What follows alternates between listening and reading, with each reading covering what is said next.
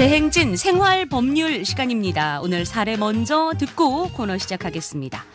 자, 평생 작은 식당을 운영하시며 저희 남매를 키우던 어머니가 치매를 앓게 되셨습니다. 오빠네 부부는 어머니가 걱정돼 모셔야겠다면서 어머니가 계신 곳으로 이사를 했습니다. 처음엔 고마운 마음이었습니다.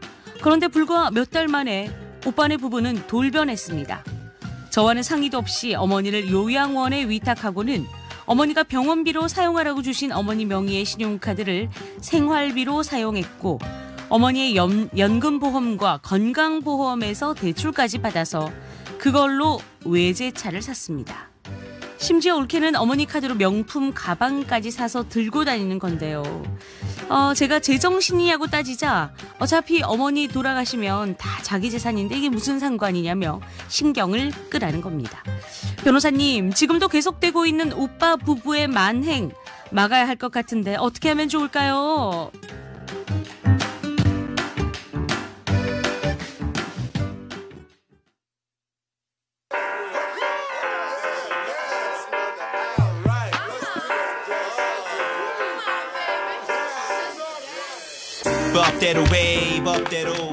법무법인 법승의 이승우 변호사 전화 연결돼 있습니다. 안녕하십니까, 변호사님?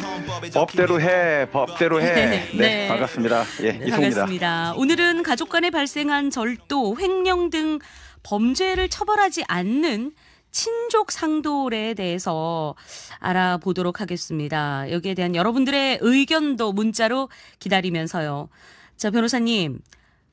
네. 세상에 아프신 부모님한테 저렇게까지 하다니 자식이 참 너무하다 싶기도 한데요. 우선 이 상황에서는 어떻게 해야 하는 게 좋을까요? 네, 정말로 뭐 가족끼리 정말 너무한 거 아니냐 이런 말이 나오는 상황인데요. 네. 이게 뭐 남들 사이에 발생된 일이면 절도죄, 횡령죄 이렇게 법적인 처벌 뭐 당장 받게 되겠죠. 네. 자, 그런데 이제 가족 간의 문제면 상황이 좀 복잡해집니다. 방금 말씀하셨던 친족 상도례 그 특례 조항 때문인데요. 네. 자, 친족 상도례가 뭐냐? 도대체 뭐길래 그래? 좀 설명을 좀 드려봐야 될 것 같습니다. 부모와 자식 또 부부의 관계처럼 직계 혈족의 경우 사기죄, 절도죄, 횡령죄 같은 문제가 생겨도 이런 가정 내에서의 문제에 대해서는 형법이 개입하지 않겠다라는 겁니다. 네. 자, 그러니까 이제 고소를 할 수도 없고 또 처벌도 불가능하다 보니까 수사기관에서는 이런 사실을 확인하게 되더라도 공소권이 없다, 불기소해야 된다라는 처분을 내릴 수밖에 없습니다. 네. 그래서 이제 알면서도 고소를 못하는 경우가 많았는데 이제 상황이 좀 달라질 수 있다고요? 네, 이제 뉴스를 통해서 아마 여러 경로로 들으셨을 텐데요. 정확히 6월 27일 역사적인 위헌 판결이 있었습니다. 친족 상도례 조항과 관련해서 헌법재판소는 친족 상도례를 규정한 법률에 대해서 헌법에 합치되지 않는다, 헌법에 불합치된다라는 판결을 내렸습니다. 무려 71년 만에 이제 법이 바뀌게 된 건데요. 네네.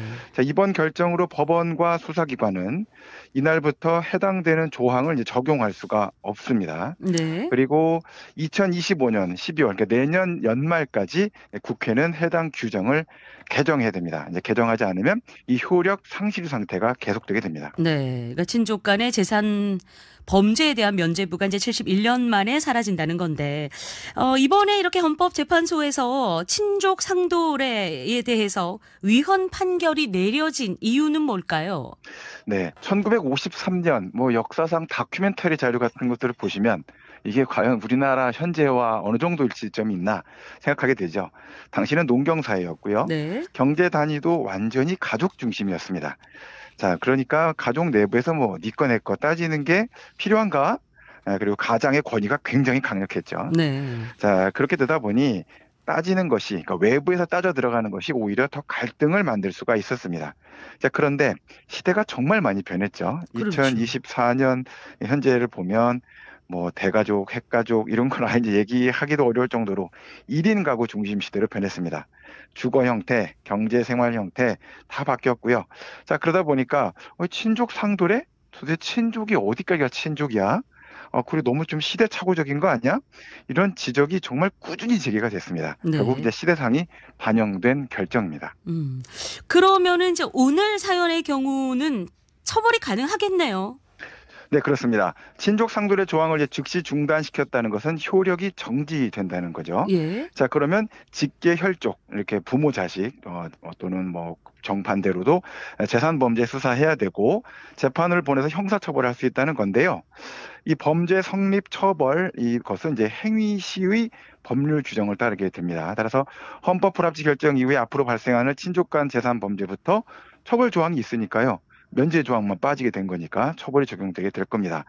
자, 사연의 경우에는 현재 범죄가 계속해서 이어지고 있는 상황이니까 일단 고소를 하고 수사도 받고 재판까지 진행하시다가 내년 말 또는 법 개정 결과에 따라서 처벌 유무와 내용이 이제 따져지게 될 것 같습니다. 네. 일단 이제 고소를 하고 좀 지켜봐야 되는 그런 상황인데요. 근데 변호사님, 이렇게 이제 부모 자식 간에도 그렇고 재산으로 다투는 사건들이 좀 많습니까?